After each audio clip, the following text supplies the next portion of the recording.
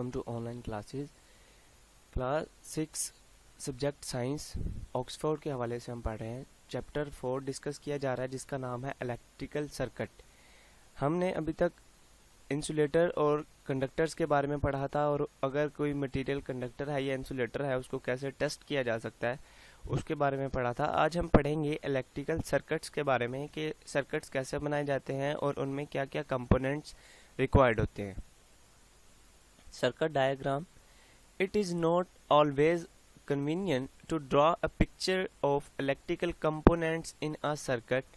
कि हमेशा ऐसा नहीं हो सकता कि हम कोई भी अगर चीज़ या सर्किट ड्रा कर रहे हैं तो उसको हम परमानेंटली या बिल्कुल ठीक तरीके से हम उसे ड्रा कर लें, कि ये बहुत डिफ़िकल्ट होता है चीज़ों को शो करना किसी भी सर्किट डायग्राम में। जब भी हमने सर्किट बनाना है उसमें हमारे पास बेसिकली डिफरेंट चीज़ें होती हैं जिनको हम आपस में कनेक्ट करते हैं, जैसा बल्ब है या स्विच है, सेल्स हैं, बैटरीज हैं, मोटर है, बेल है, बजर है। तो इन चीज़ों को जब कनेक्ट करते हैं तो हमारे पास एक कंप्लीट सर्किट बनता है। लेकिन जब इस सर्किट को हमने डिस्क्राइब करना होता है एज अ डायग्राम बनाकर, तो डायग्राम में ये चीज़ें शो करना थोड़ा डिफ़िकल्ट होता है। अब ज़रूरी नहीं हर बंदे की ड्राइंग इतनी अच्छी हो कि वो उसे बड़ा प्यारा करके उसे हर चीज़ ड्रा कर ले। कभी कभार नहीं भी हम एक्सप्रेस कर सकते या ड्रा कर सकते हैं उन चीज़ों को जो हम सर्किट में बेसिकली हमारे पास मौजूद होती है। So scientist and electrical engineer use symbols to represent the part of an electric circuit. तो ये इंजीनियर्स ने और साइंटिस्ट ने अपनी आसानी के लिए इनको सिंबल्स रिप्रेजेंट कर दिए इन चीज़ों के, ताकि हम उन सिंबल्स को यूज़ करके इजीली अपने सर्किट्स को वो ड्रा कर सकें और एक्सप्लेन कर सकें। यहाँ पे हमारे पास आप देखें ये साइड पे एक सर्किट है। This is the circuit diagram for torch. एक टॉर्च के लिए हमने यहाँ पे एक सर्किट डायग्राम बनाई हुई है जिसमें हमारे पास बल्ब है, वायर है, स्विच है और बैटरीज हैं, यानी 3 सेल जो हैं वो कनेक्ट किए गए हैं। तो आप देख सकते हैं अब यहाँ पे ये बल्ब जो है वो बल्ब बनाया नहीं गया बल्कि उसका सिंबल यूज़ किया गया। इसी तरह ये स्विच बनाया नहीं गया है, उसका सिंबल यूज़ किया गया है। इसी तरह सेल बनाया नहीं गया बल्कि उसका क्या यूज़ किया गया, सिंबल।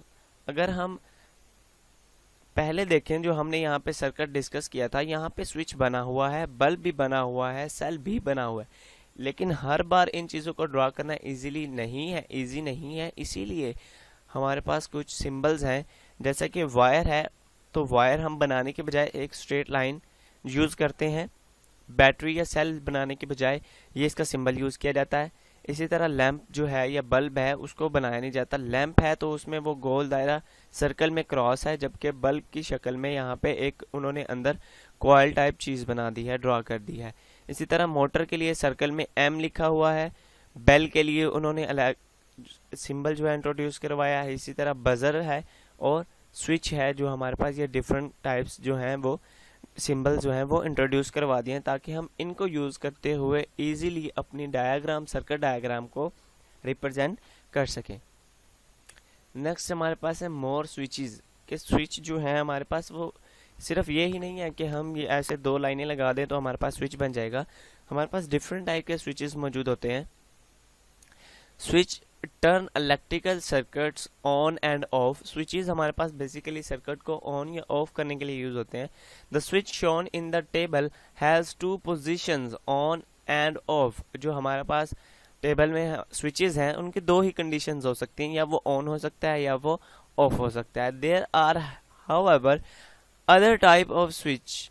इसके अलावा हमारे पास बहुत ज़्यादा और स्विचेस भी हैं ऑन या ऑफ के अलावा। A bell push switch is normally off. जो हमारे पास बेल पुश बटन है वो नॉर्मली ऑफ होते हैं, वो उनका सिर्फ एक ही चीज़ होती है, जब उन्हें प्रेस किया जाएगा तो वो ऑन हो जाएंगे, बेसिकली वो ऑफ रहेंगे। It is only on when it is pushed, के प्रेस्ड। जब उनको ऑन करना है तो वो जब उनको हम पुश करेंगे तो वो ऑटोमेटिकली ऑन हो जाएंगे। When the pressure is removed, जब हम उस प्रेशर को हटाएंगे। A springy contact returns the switch off the on to off. तो जो उस बटन के नीचे स्प्रिंग होता है वो उसको ऑटोमेटिकली पुश करेगा और वो क्या हो जाएगा, ऑफ हो जाएगा।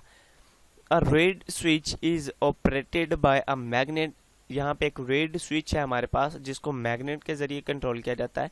When a magnet held close to switch, जब कोई मैग्नेट स्विच के करीब लाया जाता है, the contacts close and switch on, तो स्विच क्या हो जाता है, ऑन हो जाता है। Is on, the switch is off when the magnet is removed, जब उस मैग्नेट को दूर लेकर जाते हैं तो हमारे पास वो बटन क्या हो जाता है, ऑफ हो जाता है। Reed switch is are very useful in burglar alarm circuits, हमारे पास सर्किट्स में इसको यूज किया जाता है। बर्गलर अलार्म स्विचेस हैं।